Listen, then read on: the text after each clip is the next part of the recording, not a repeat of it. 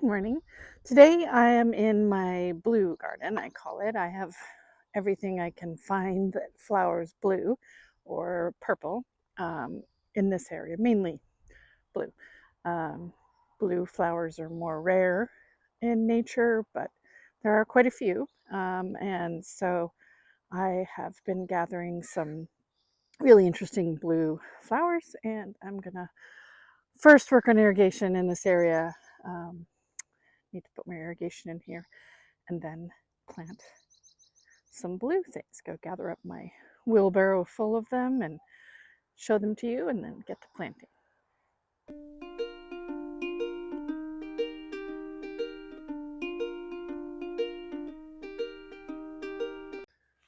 This caught my eye when I was walking.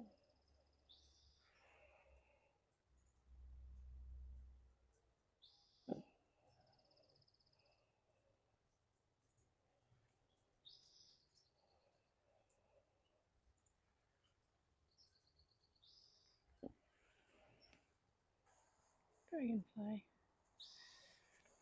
Lots of mosquitoes right now, so they're out here eating them.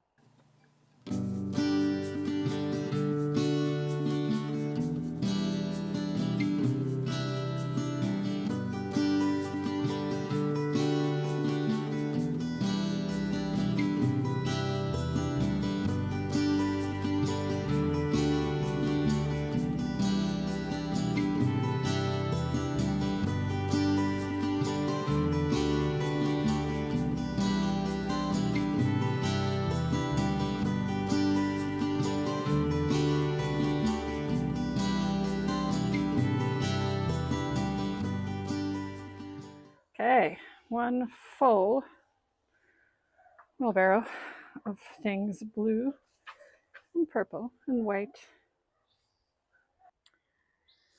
My blue garden starts here. I have one blue columbine that made it. I'm going to plant more, but I kind of intended that to be the gateway into this next area. I have actually I have two of these. They're the Kool-Aid tree. There's another one poking out right there. So this area is kind of tricky because it's primarily shade under oaks over here. And then there's some sun on this side. And then it wraps around the edge over there. So it gets sun, that's west. So the sun pretty much hits this area all day. In the summer and the winter, it's much more shaded because the sun will go down farther on this side. But it's at the end of the orchard, which is pinks and purples. So you come out of here and into this area. And I do have hydrangeas, not hibiscus, starts with an H. Okay, well, can't remember what they're called right now. Anyway, I have some toad lilies. I have blue anemones here. I have one hydrangea that's blue. I just picked up two more that I think will look more natural after they spend a year in my garden. And I have fortnight lilies, which are bloom white with a purple and yellow accent. I have some begonias here, which amazingly make it through the winter. And then this is a eucalyptus tree. And eucalyptus trees are very messy. They are constantly dropping bark and leaves. I have a clematis growing up this. If we look back at it this way, there's just a big shady spot under the oak.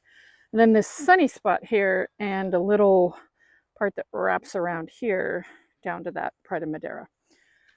I don't really have that much blue on the other side down in there yet. I just don't know what I'm doing with that area yet. So looking at it from the other side, I want to plant this area up here. I did try some seeds there, and maybe once I get some irrigation going there, they'll pop to life. And then wraps around that way. I have some bunch of rosemary that was here. I've put some white sage in this area. I have a white tea plant. And this rosemary is a blue flowering. I have put in a white lavender. It's a white Spanish lavender. See how the end is white? And there's some Cleveland sage in here and some weeds. And I've tried a salvia here before, which didn't make it. Maybe I need to get more irrigation in the area or less, probably more. So, wish I can remember the name of the one that starts. I have some muscari in here that comes up in the spring, and it starts with an H. I'll pop it on the screen. Can't remember what it's called right now. So under this shaded area, it's pretty deep shade. I have come in with some tree coleus here, and there's a coffee berry. This is the back of a elderberry. So I have a little bit of irrigation there, and I have nothing until I get a little run around this loop and a run lower down in that bed. So I have to beef up the irrigation here so things will survive. The oak leaves here are a great mulch. Everything seems to do very well. Planted under oaks. Everything that I've planted in our area. Some things don't do well in the shade under oaks, but the things that I have planted have performed amazingly. Because we just have sand here, so having this leaf mulch for years and years and years has enriched the soil underneath. All right, let's get the irrigation going. Start there. This is how I have my irrigation set up to run, because we don't have a centralized system. I have these timers. I have, I think, 9 of them. They're the Dig timers. I just got a Wi-Fi timer, not from Dig. I'm going to give a try in a different area of the garden. But these just attach to your hose outlet, and then you use an end piece connector to 1/2-inch supply line to attach here. I do have some plumber's tape around it just to keep it from leaking. And I turn them off in the winter when it's raining, and I turn them on in the summer, spring and summer. So my supply line goes down, and got my irrigation supplies here. I'm going to add more drip, thinking those ferns would do well through this area. I might have like a hammock from this branch to that branch. That'd be cool. Nice shady spot to sit on a hot day. So it's in process, but I'm going to run some irrigation and get some of these beautiful blue plants in the ground.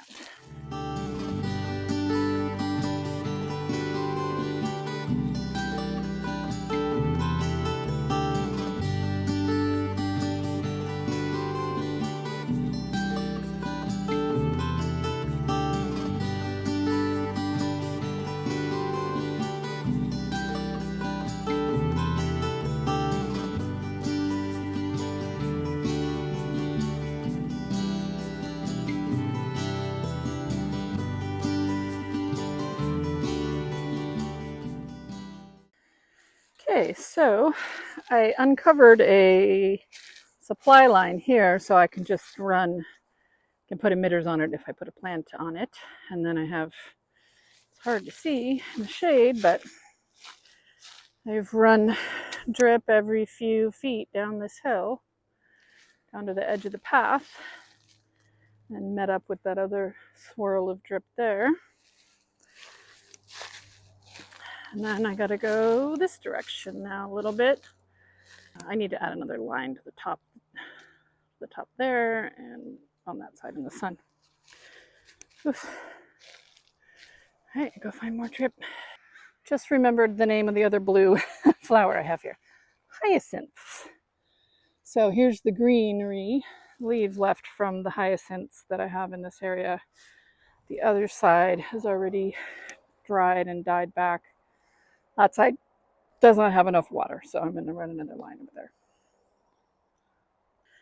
I have one of these Hydrangea majorensis, and it has given up the ghost here. It's been amazing in here. So the way to deal with it, it's a biennial. You just pull it, and if you want more of it, you take the seed head or the flowering end and take clumps of it and sprinkle it around where you're going to want more. You will get more. I'm going to pull this one today and sprinkle it around where I'm working in the purple and blue garden. Let's see if it's easy to pull. Yep. Yeah. Uh-oh, I'm pulling something else. Okay. Woo! Oh no, my bench. Okay, well, got it.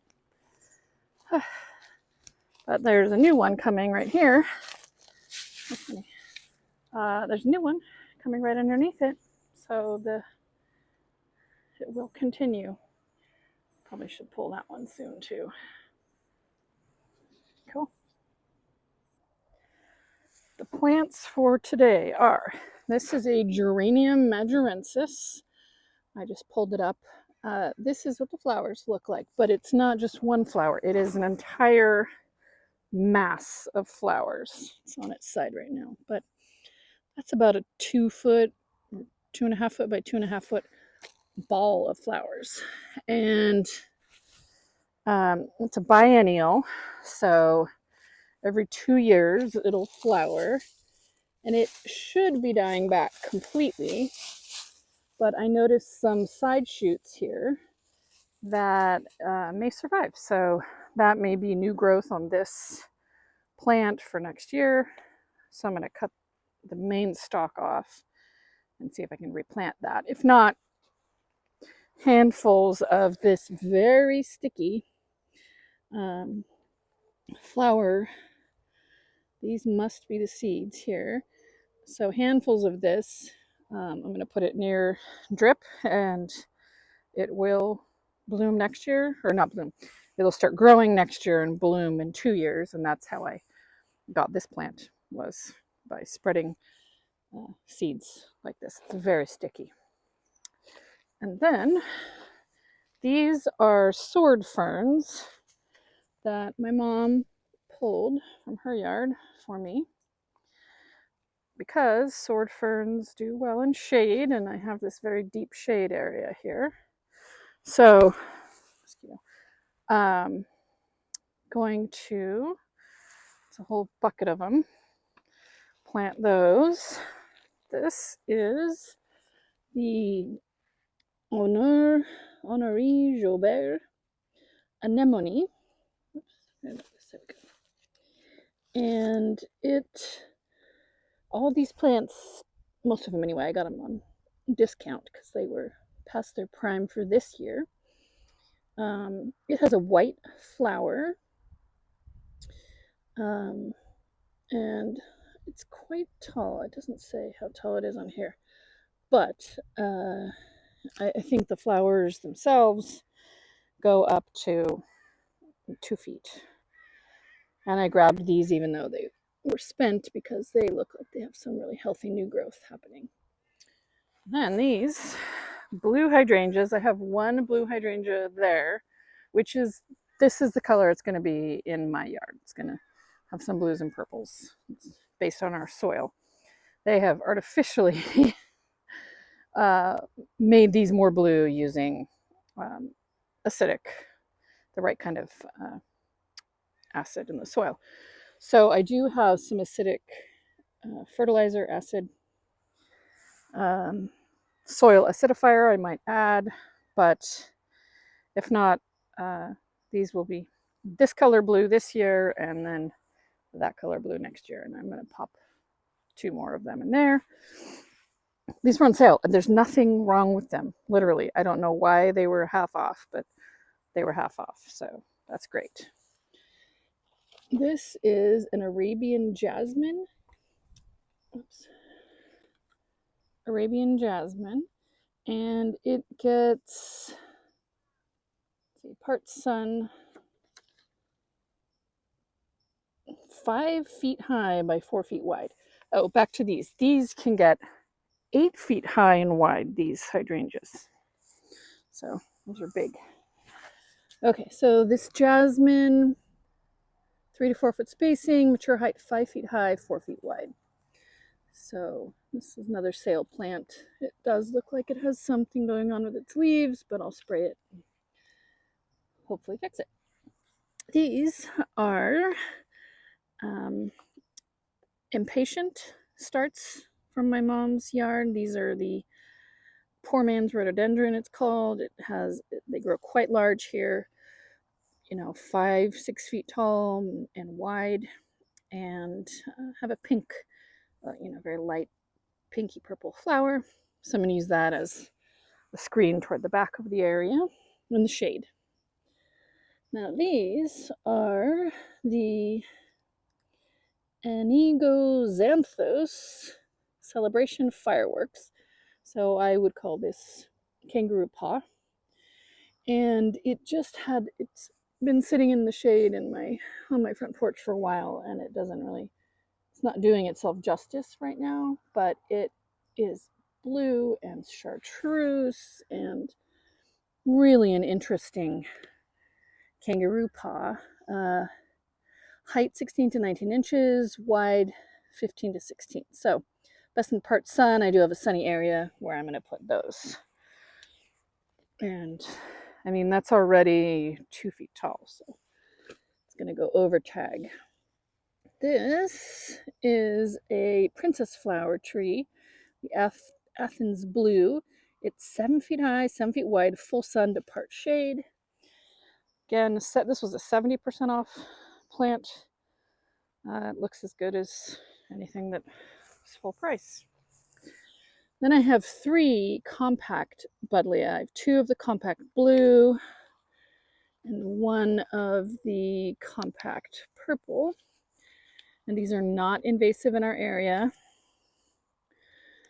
These they grow best in full sun, 3 to 4 feet tall and wide. So I do have some sun. Then we have a 6-pack of the Victoria Blue Salvia. Full sun to part shade, 16 to 20 inches high. And that's a 6-pack of those. So I think they're just a really pretty blue color. And these are another rescue plant, but I rescued them about 1.5 years ago. These are the Pelargonium nutmeg, so a nutmeg scented geranium. And they've been sitting on my front porch, being quite neglected, but I have quite a happy end on each of them. And I don't know, does it really smell like nutmeg? Maybe. But I like having some white flowers to mix in with these blues and purples. Then this is a Pride of Madeira. I don't know whether this is one of my own plants or one from somewhere else that I picked and started. So this was my example of a very easy propagation technique. You break off a branch, you stick it in the ground. Pride of Madeira will do this. It will survive. I have 1 plant that I bought, and I have now 8 or so plants from that 1 plant by just doing this really easy method. And last but not least, I have Blue Wonder Toad Lily. I have 3 of these. Let's see. Yep. And then 3 of the Blue Barlow Columbine. And so that will do it. I mean, that's a lot. So I'm out of starter fertilizer, but I think this is basically one of the main components of a starter fertilizer.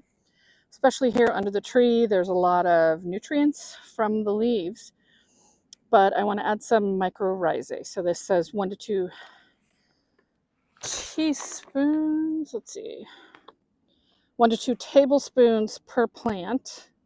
So I'm going to sprinkle some of this where I'm starting plants today.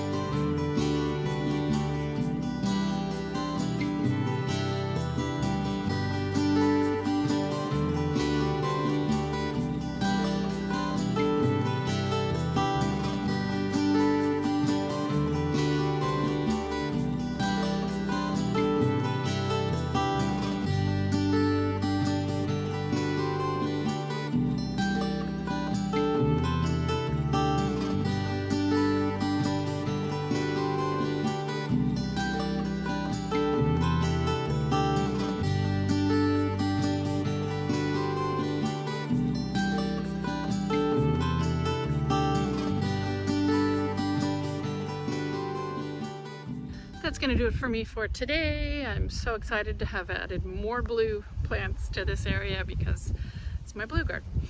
And I've been looking for them, and I mean the star right now is the Duquesne anemone, but the hydrangeas are starting to come into their own right now, and so it's really, I'm happy to have added more here. So thank you for joining me, and I will catch up with you next time. Bye-bye.